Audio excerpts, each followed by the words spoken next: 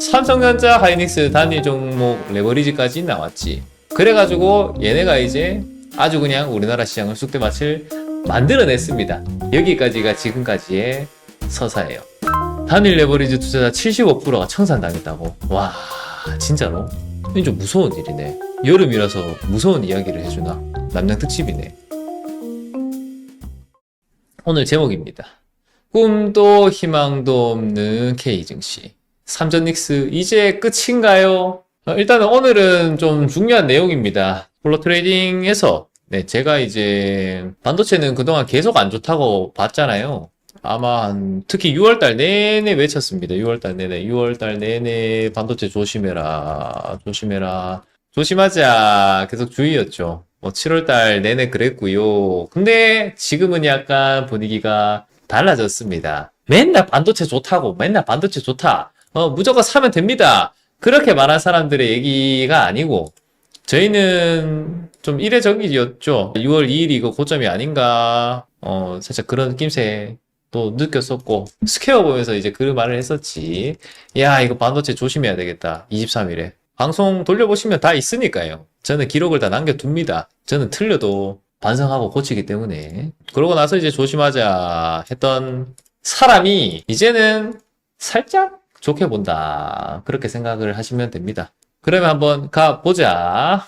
반도체 좋게 보신 분들한테는 반가운 이야기가 되겠죠. 일단은 이때까지 지금 무슨 일이 있었는가 한번 또 리뷰를 하고 가자. 삼성전자랑 하이닉스 얘네가 지금 30% 이상 조정을 했죠. 하이닉스는 30%는 무슨 40% 넘게 지금 떨어졌습니다. 근데 문제는 우리나라는 뭐다? 삼성전자 하이닉스의 나라 아닙니까? 네, 그렇기 때문에 얘네랑 또 엮여있는 알고리즘들이 많아요. 그러니까 얘네가 또 내리니까 시장 전체가 그냥 내려버렸니, 또 시장 전체랑 연관이 있는 다른 종목들 K증시가 그냥 전체적으로 조정을 다 해버렸습니다. 그렇게 하면서 이제 옵션의 성격을 띠고 있다고 했죠. 이 말을 반드시 잘 기억해야 된다고 했습니다, 여러분. 지금 우리나라 시장, 이 K증시는요, 도박판이라고. 도박판의 특징은 뭐다? 변동성이 매우 크다. 다시 말하면 옵션의 성격이 그대로 드러나고 있어요. 요거는 이렇게 된 지는 좀 오래됐어. 근데 코로나 이후에 좀 본격적으로 이런 현상이 많이 나왔어요. 이거를 느낄 수 있는 거는 뭐냐면, 코로나 때 생각해봐봐. 그때 카카오 이런 거 엄청나게 올랐지. 카카오가 3만원 하던 애가 17만원까지 찍어버리고. 얘만 이랬나? 아니요. 그 다음에 또 뭐가 나왔어? 그 다음에 이제 2차전지. 얘네가 높은 자리가 아닌가 싶었는데도 불구하고 이 상태에서 그냥 10배가 또 가버립니다. 2만원짜리가 30만원까지 찍어요. 이게 단가? 여기서 끝이 아니다. 또 24년도에는 한미반도체 같은 이런 큰 종목들이 얘도 템배가 나왔어요. 얘만 이랬어. 여기서 끝이 아니다. 방산 같은 애들도 많이 갔고요. 전력들도 많이 갔고요. 아무튼 간에 엄청나게 많이 가는 애들이 많이 나왔어.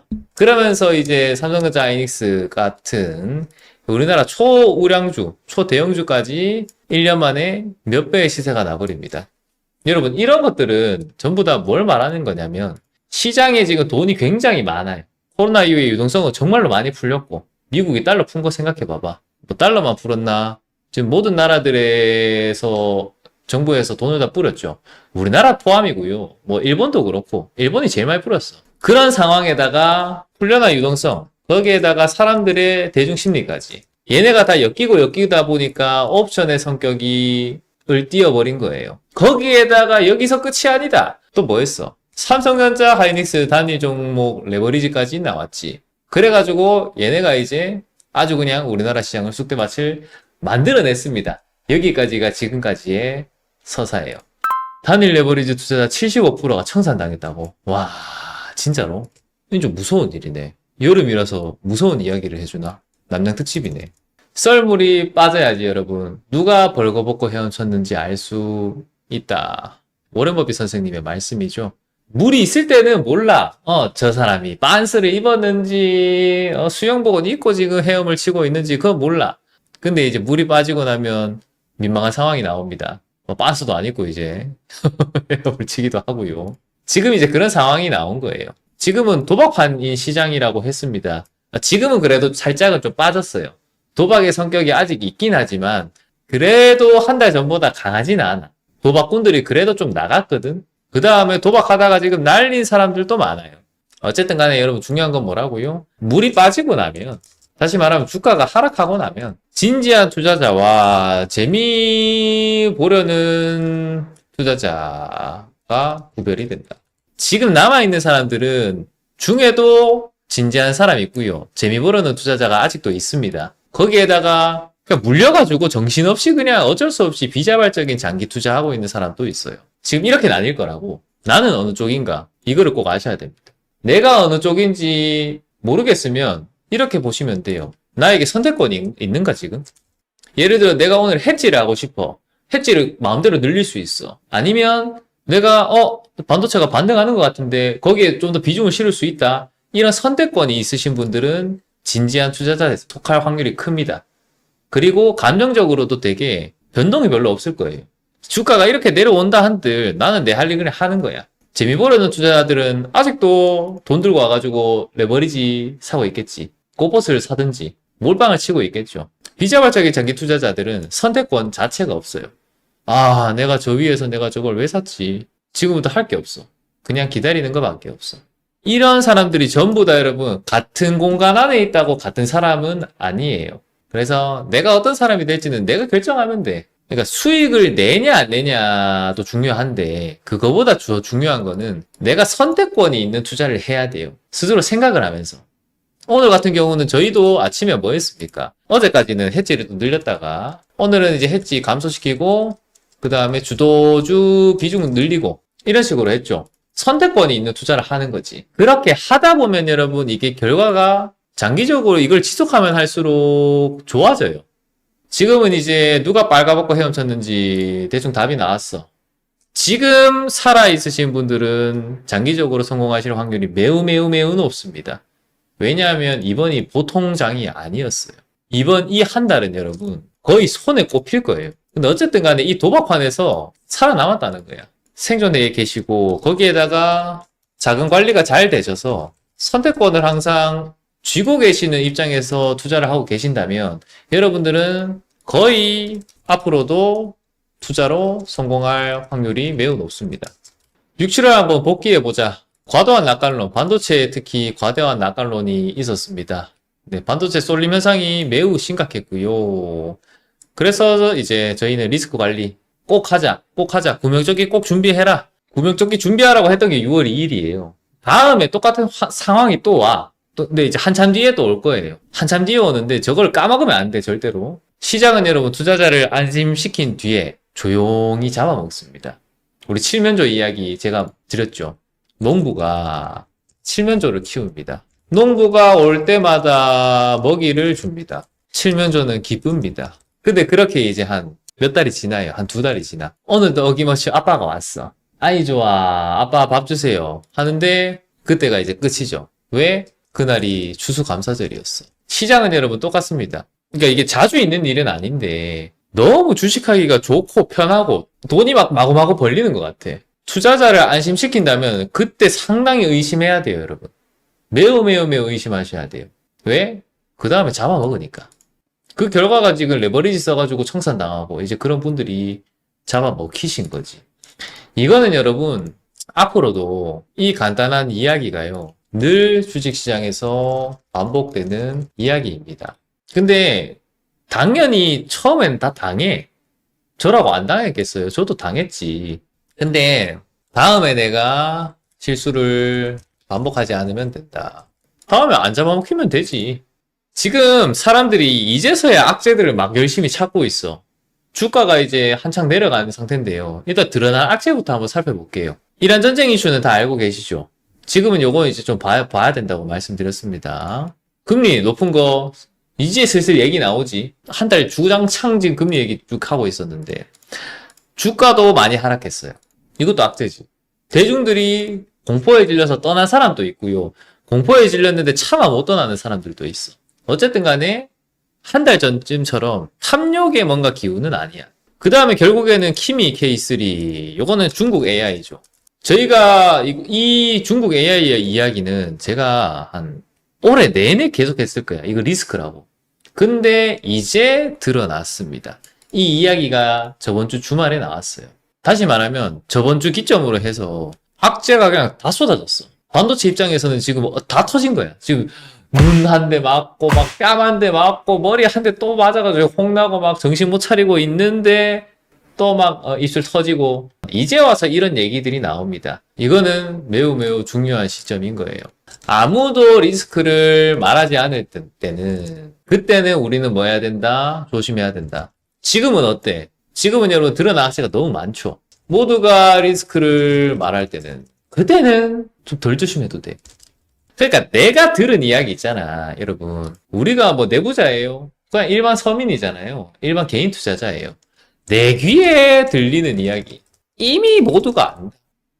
지금 시장에 악재가 가득해요, 여러분. 유가도 오르잖아, 지금. 근데 이걸 알아야 돼. 시장에 악재가 가득하다면 이미 반영이 돼 있을 확률이 매우 높다. 70% 이상. 그렇게 생각하시면 돼요. 그래서 지금 홀로 트레이딩에서는 어떻게 보는 것인가. 이럴 때가 바로 역발상을 발휘해야 되는 거예요, 여러분. 모든 사람이 지금 저희가 외치던 그 악재 덩어리들 아무도 신경 안 쓰고 막 반도체 무조건 좋아요. 그러다가 이제 와서 이러고 있지. 그러고 나서 이제 손절을 해야 될까요? 이제 조심을 할까요? 비중 줄일까요? 그런 얘기를 하고 있어요. 네, 저희는 반대로 갑니다. 일단 참 다행인 거는 뭐냐면 특히 우리나라에서 삼성전자 하이닉스를 빼놓고 말할 수는 없어요. 얘네가 수출하는 걸 봐봐. 펀드멘탈은 최고잖아. 얘네가 지금 저평가 구간에 들어왔다는 거예요. 이 말은 지금 저번 주부터 좀 드리고 있죠. 이럴 때 여러분 역발상을 발휘해야 되는 거예요. 그렇기 때문에 우리는 어떻게 했어?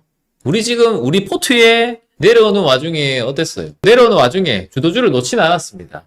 삼전닉스는 당연히 들고 있죠. 왜? 유포리아이기 때문에 언제 올라도 안 이상하거든. 그렇기 때문에 일단 보유는 해야 돼요. 아마 이때로 돌아간다 한들 제가 이걸 싹 다 팔고 했지만 넣거나 그러지는 않습니다. 절대 그러지 않아요. 이건 당연히 보유하고 그 대신에 해지를 저희가 한 30% 이상 그냥 꽉 박아 넣었잖아, 해지를. 그렇게 하면서 그냥 변동성을 최소화하는 거예요. 삼전닉스는 내려가는데 해지는 플러스 나는. 그런 식으로 해서 계좌를 그냥 일단 지킵니다. 강세장에는 여러분 이렇게 해야 돼요. 전부 다 팔아가지고 이 쇼 치면 안 돼요. 그게 아니야. 그거는 진짜 하락장이 명백해졌을 때 쇼 전략을 쓰는 거고요.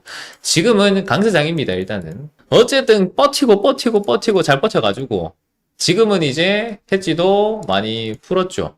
그렇게 우리가 반도체 조심하라고 제가 그렇게 외쳤던 사람이 지금은 역발상을 발휘해가지고 반도체 비중이 최대라니까? 사람들이 다 도망가고 있을 때. 저희가 틀릴 수 있어요. 근데 어쩔 수 없어. 이때 이 시기에 주식 투자는 원래 그래. 뭐 틀리면 어떻게 해요, 만약에. 틀리면 고치면 됩니다. 저희는 배팅이 틀리잖아요. 저는 빨리 바꿔요. 왜? 틀릴 확률이 있으니까. 근데 지금 저희가 선택한 방향으로 일단 반도체 롱이죠. 이게 일단 맞을 확률은 제가 한 65% 정도로 봐요. 근데 틀릴 확률도 당연히 존재하지요. 틀리면 저 이제 지정학적 이슈나 유가 저쪽이 난리가 나겠지. 그러면 나머지는 35%가 있다는 거야. 네. 그렇기 때문에 지금 해지가 10% 정도 되는 거예요. 대부분은 틀린다고, 보통은. 틀리는데, 틀리는 거는 빨리빨리 수정하고, 맞았을 때 돈을 이제 많이 벌면 된다는 거야. 그래, 지금 이제 뭐 반등이 얼마나 나올지 모르겠어요.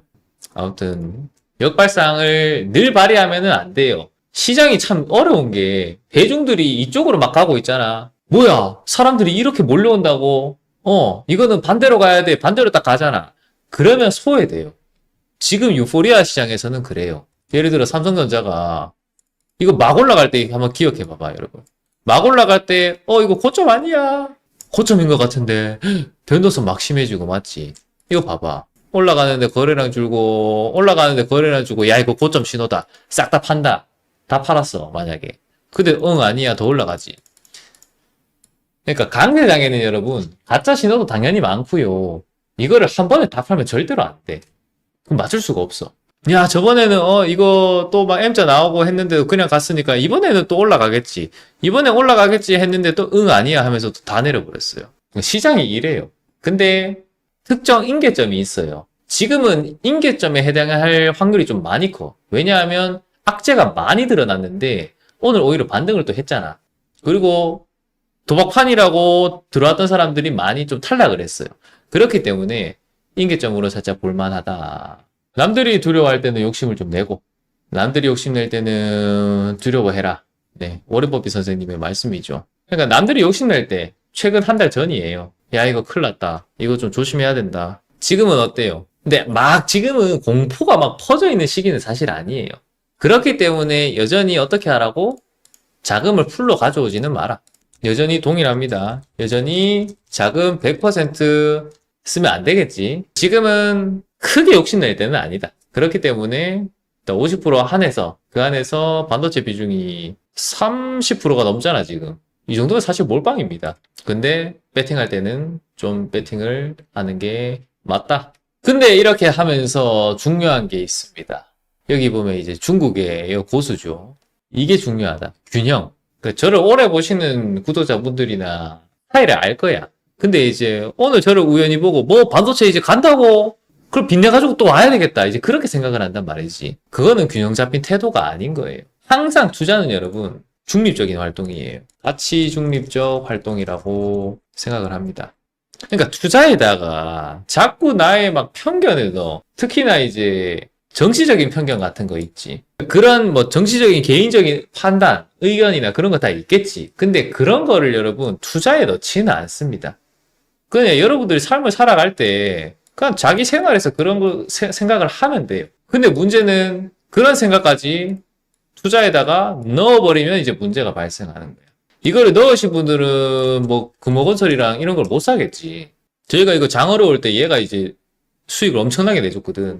5천에 사가지고 단순간에 한 두세 배가 나버렸으니까. 호남 클러스터잖아요.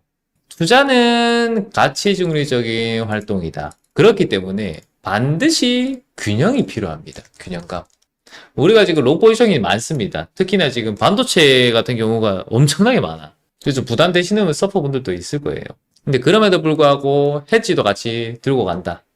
네, 왜냐하면 리스크를 항상 봐야 되잖아요. 제가 이제 보고 있던 리스크들이 얘네가 아직 있어, 여러분. 그러니까 이렇게 또 생각을 하면 안 돼. 뭐야, 악재가 이렇게 많았는데 다 드러났네. 그러면 선반영됐다고? 그러면 이제 얘네를 없는 셈 치면 되겠구나 라고 생각하면 너무 단순하죠. 투자가 그렇게 단순한 게 아니야. 악재들이 지금 이렇게 있었어. 얘네가 이렇게 가려져 있었어요. 가려진 커튼 틈 다 가려져 있었는데 이제 이게 조금 드러난 거지. 드러났으면 드러난 만큼 이제 시장에 반영이 돼요. 그러니까 얘네가 반영은 좀 됐어. 근데 여러분 혹시 알아요? 내가 생각했을 때는 요 정도만 남은 줄 알았어. 근데 이거를 까고 보니까 얘네가 막 한 덩어리 더 있는 거죠. 그런 상황이 되는 거예요. 그렇기 때문에 여러분 항상 여기 감춰져 있을 때는 아무도 모릅니다. 저도 짐작은 하지만 막상 까보면 다를 때가 많거든요, 여러분. 근데 그렇기 때문에 여러분 반드시 일단 해지는 들어가야 된다. 오늘 같은 경우는 저희가 이제 빅스도 넣었죠. 빅스를 청산을 했다가 어제 오늘 보니까 좀 꺼림직해. 그래가지고 제가 소량만 다시 넣었습니다. 그게 여러분 리스크 대비하는 거예요. 그러니까 빅스 같은 경우는 특히나 내가 보기에는 리스크가 좀 애냈을 것 같아. 근데 이거 까보니까 막 엄청나게 큰 리스크일 경우 있지. 그런 경우일 때 효과가 많이 드러나요. 근데 그럴 일은 잘은 없어요. 뭐 시장이 지금 이런 상황일 때는 빅스를 좀 활용을 잘하면 좋다. 아무튼 간에 여러분 이런 식으로 엄청난 균형 감각을 반드시 가져가야 됩니다. 지금은 더더욱이 그래요. 자동차를 탈 때 목적지가 분명하다고 해서 안전벨트를 매지 않나요, 여러분? 아니죠. 그러니까 나는 이제 일로만 가면 목적지에 도착할 수 있어. 근데 그렇다고 안전벨트 안 매지는 않잖아, 우리가. 지금은 특히나 옵션 시장이라고 했습니다. 그러니까 여러분들은 주식한다고 생각하지만 옵션이야, 여기가. 옵션 시장에서 절대 하면 안 되는 게 풀배팅입니다. 옵션으로 성공하실 분들은 이 말만 기억하면 돼요. 옵션 배팅할 때는 반드시 자산의 1에서 2%만 배팅하시면 여러분들은 꾸준히 살아남을 수 있어요. 역발상까지 하면 오히려 승리하는 투자자가 됩니다. 주식도 똑같아. 옵션 시장에서 배팅하는 것처럼 지금은 하시면 된다. 왜? 사람들이 아직도 남아있어. 불씨가 남아있다는 얘기예요. 알겠죠? 대중들이 공포에 사로잡혀 있을 때는 기회를 살피시고 대중들이 환희에 취해 있을 때는 리스크를 살피자. 최근 이제 한두 달 동안은 이 상태였어요. 그래서 리스크를 저희가 많이 살폈고 지금은 이 상태가 아닌가라는 생각이 조금은 듭니다. 네, 그렇기 때문에 기회를 잡으러 가시면 되겠네요. 변동성이 되게 커요, 지금은. 이럴 때는 중심 잘 잡고, 아무튼 힘든 시장 파이팅입니다. 죽지만 않으면 된다. 살아남읍시다. 여러분들의 경제덕자를 응원하는 너울이었습니다. 감사합니다. 안녕히 계십시오.